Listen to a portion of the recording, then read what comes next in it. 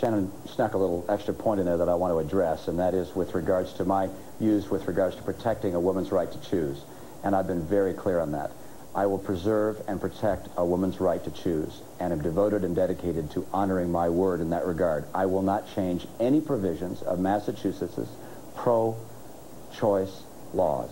And with regards to this issue of age of consent, it is currently 18 years old. If one wants to have an abortion younger than that, one must have the permission of one parent, and if a parent doesn't go along, one can go to a judge or justice to get that permission. And so far in Massachusetts history, when a young woman has gone to a judge, not one single time has there been a denial of that permission. And so I am in favor of retaining our current law, which is the age of consent remaining at 18. And I will preserve and protect a woman's right to choose. And I do take exception to Shannon characterizing my view as being any different than hers in this regard. The Boston Globe recently reported there's not a paper's worth of difference between our two positions in this regard, and you've hit the one place, and that's with regards to 18-year-old or 16-year-old age of consent. The law in Massachusetts at one time called for a 24-hour waiting period for counseling before a woman had an abortion. The Supreme Court has upheld the Pennsylvania law, which allows just that. Could you envision, as governor of Massachusetts, allowing a 24-hour waiting period for counseling before an abortion? No, I want the voters to know exactly where I'm going to stand as governor, and that is I am not going to change our pro-choice laws in Massachusetts in any way. I will preserve them, I will protect them, I will enforce them, and therefore I'm not going to make any changes which would make it more difficult for a woman to make that choice herself. Any response? My only response is that when Mitt Romney ran against Ted Kennedy in 1994, he accepted the endorsement of Mass Citizens for Life. When he went to Utah and was thinking about running for governor of the state of Utah, he made a point of writing a letter to the editor, to the Utah paper out there, specifically stating he was not pro-choice. And then when he came back to Massachusetts, he's become a passionate supporter of a woman's right to choose. Ted Kennedy said it best. Mitt Romney isn't pro-choice, he's not anti-choice, he's multiple choice. You know, this is a more important election and more important issue than to allow rhetoric and twisting of accurate facts to be entered into. So let's go back and look at those one by one. My position has been the same throughout my political career, and it goes back to the days of 1970.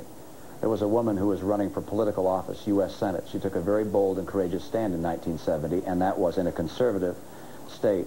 That was that a woman should have the right to make her own choice as to whether or not to have an abortion. Her name was Lenore Romney. She was my mom. Even though she lost, she established a record of courage in that regard. She had very strong personal beliefs about what decision she would make for herself and for her family if offered to make that choice. But she also made it clear that she thought a woman should have her own right to choose and believed in the separation of church and state. I have held that view consistently.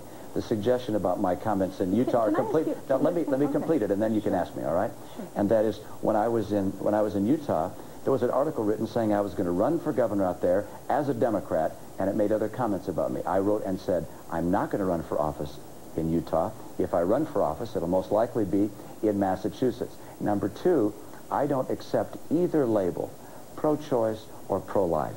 Instead, I make it clear that I will preserve and protect a woman's right to choose. I will not use a single hyphenated word. The record does not. The letter does not say. The letter does not say pro-life. It just said pro-choice. I don't use any. I refuse to have the label to refer to my position. So instead, I do indicate what my view is fully. Why did you accept the endorsement? No, there are a lot of people that Mass endorse Citizens for Life.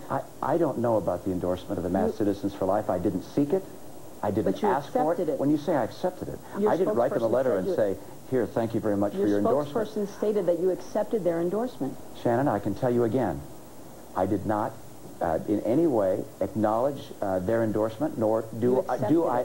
When you say I accept it, in what way did I accept it, Shannon? Ask your campaign spokesperson. I don't have a campaign spokesman here tonight. I'm here right now, and I can tell you, I do not take the position of a pro-life candidate. I'm in favor of preserving and protecting a woman's right to choose. And your effort to continue to try and create fear and deception here is unbecoming. It's an issue that's important. I've established my view very clearly. And Shannon, you were a pro-life candidate when you came into the House. Isn't that right? And I have a strong pro-choice record that I can run on. And I think you have to stand on your record, and I think you have to stand on the statements that you've made, and I think you've been running away from those statements. I've been standing on my record throughout my career. You don't have a record. It's one of waffling.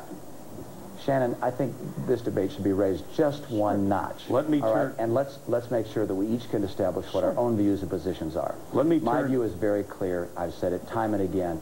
Stop trying to scare people. When I'm governor, and I'm convinced I will be, I will preserve and protect a woman's right to choose, and all the confusion you try and throw on this issue is doing nothing to help people.